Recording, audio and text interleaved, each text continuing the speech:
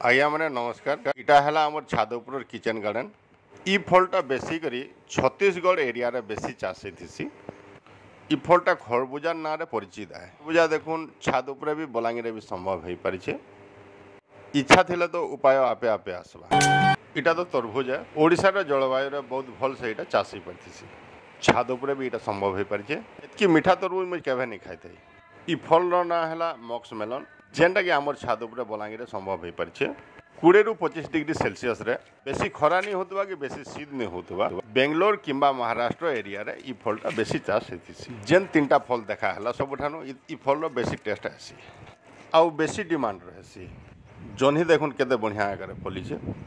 हाराहारी 40 दिन वर्षा पर भी माटी के इंता आकर रखा हिचे जे कोनोसी गछर चेर जन्ही हो के करला हो कुही नहीं जे मंजी पकाला दिन ठानु गच के काना दरकार हो गछर बॉडी लैंग्वेज के आमको बुझवार के पड़वा।